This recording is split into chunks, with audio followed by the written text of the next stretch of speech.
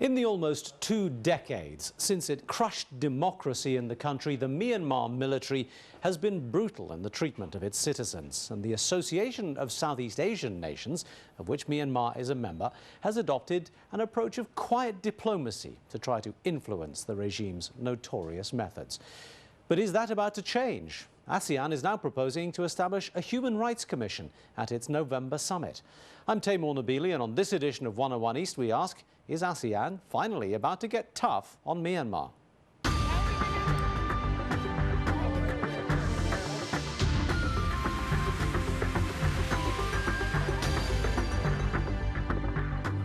A sudden rise in the price of fuel has been the catalyst for a series of street protests in Myanmar in recent weeks. But the reaction of the authorities has been predictably swift and harsh. And while some groups are hoping for the return of people power, others say the result is more likely to be violence and another refugee crisis. We sent Howell Davis to the Thai-Burma border, to the refugee camp of Mela, to hear from some of those who have already fled the regime. The Mela refugee camp in northern Thailand, home to more than 40,000 men, women and children who've fled Burma. For many, this will be the first place they've grown up in where they can feel safe. It's a stark contrast to the desperate plight of villagers just a few kilometres away, over the border in eastern Burma.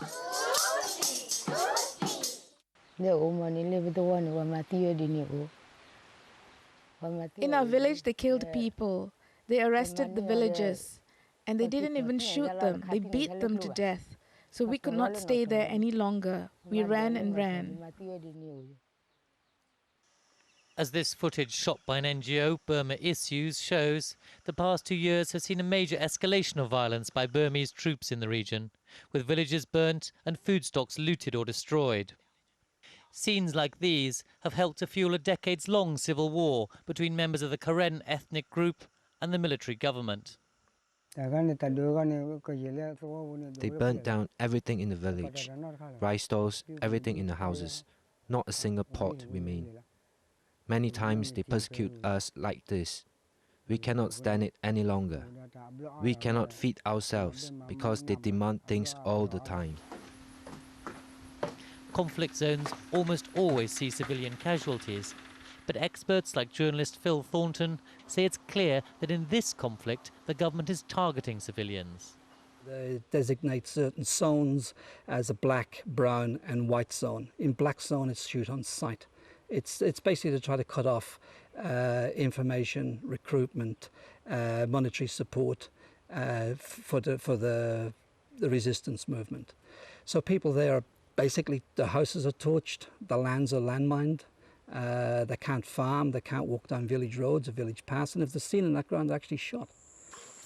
For those that flee the Burmese soldiers, their lives become a desperate struggle for security and food.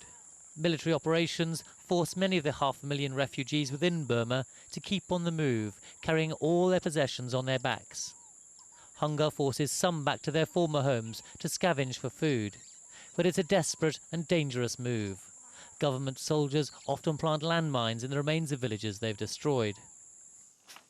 The use of forced labour is also widespread across the country. This rare footage smuggled out of Burma shows people forced to make roads. Others are used as porters, while in combat zones, people are forced to work as human minesweepers. Some victims have even reported being fined by the army after they stepped on government property. Currently, there's little sign of political change that might spell an end to the brutality of the army. In an exclusive interview with 101 East, former UN Secretary-General Kofi Annan has called on the Association of Southeast Asian Nations, ASEAN, to do more to persuade the government to reform. ASEAN and Malaysia can play a catalytic role in bringing Myanmar around, in getting Myanmar to open up, in getting Myanmar to respect the rights of its citizens, in getting them to understand that they don't gain anything by keeping Aung San Suu Kyi in jail or on the house arrest. Some ASEAN members have expressed disappointment at the glacial pace of change in Burma. But officially, the association says human rights abuses are an internal affair for the Burmese to deal with themselves. We recognize the obstacles and the priorities that the government in Myanmar have to deal with. So, although it takes quite a long time, but I think it depends on the domestic situation of each country.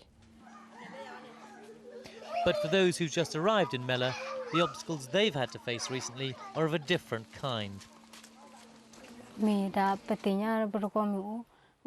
Friends of mine were raped and killed in the jungle. Their parents couldn't find them, but they later heard the news. Now the Burmese soldiers have issued notices that if they see men in the jungle, they will torture and kill them, while with women, they will rape and murder them. Under such conditions, the number of refugees to Mela looks certain to continue to rise. And unless pressure can somehow be brought to bear on the military government, it seems likely the only safe future for children like these is as exiles, refugees from a homeland they can now barely remember. Well, for today's edition of 101 East, I'm joined from Bangkok by Dr. Surin Pitsuwan. He is the Secretary General Designate from ASEAN, a former Foreign Minister of Thailand. Here in the studio in Kuala Lumpur, Razali Ismail. He, until 2005, was the UN's Special Envoy to Myanmar, and also with me is Kin Omar, a Burmese democracy activist. And Omar, if I may begin with you. Looking at that film there, the picture, it looks a fairly grim one. Is there any hope for these refugees and for the border people of Burma right now? There is always a hope for us. Look at what's happening in the country right now. What you actually see is the evidence of the people's desire for the change, for democracy. And the people... That evidence has existed for some time, but it's making very little difference as far as the ruling junta is concerned. Right, that's why we are actually calling on the international community and the ASEAN. That is for the international community to actually be there to protect the people of Burma.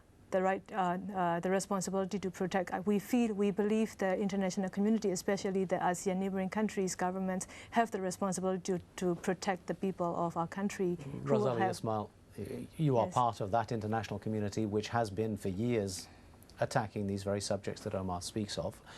You heard Kofi Annan there saying that it's specifically ASEAN and Malaysia who should be stepping out to play a role, and you've been part of all these efforts and seen very, very little results. How bleak is the picture as far as you're concerned? Well, the picture is distressing because a lot of people suffer. But it is equally distressing because nobody has been able to find a way out of this. So I'm not party to people who want to condemn the military regime for this and that. I know that they are expected to make the changes, that they have not done so. You can question this. But the UN and the job that I was doing before works on the assumption that there's a way of persuading the military regime to understand that there should be other people involved in the decision-making processes. I tried very hard for the 4 years, and I suppose I have not been successful. I failed, but we must continue to go along those lines. All right. The idea of doing other things outside, external things, is not going to help. Well, let's go to Bangkok and join Dr. Surin Pitsuwan. You are coming in to take over the Secretary Generalship of ASEAN with this new initiative, if you like, of a Human Rights Commission within ASEAN. Tell us a little bit about the genesis of this idea and where we are and how close we are towards actually achieving it. Well, yes, the idea has been in existence since 1993, and it has been percolating within the ASEAN process or processes ever since. And I think the fact that they could agree on the mechanism in Manila at the end of July is a reflection that it is an issue of concern for ASEAN in general, that they would like to, conform or synchronize with the international expectation. And I think it is a good beginning, Now, as you know, the devil is in the details. I'll ask you in a moment how we can fine-tune that and what your plans are when you take your position. But let me ask Omar first, the previous ASEAN administrations, if I can call them that. How do you think they have approached this task, and how much success have they had, and how would you quantify what's going on in ASEAN? In terms of dealing with the Burma situation? Yes. I must share my disappointment with the previous administration of the ASEAN. They completely failed.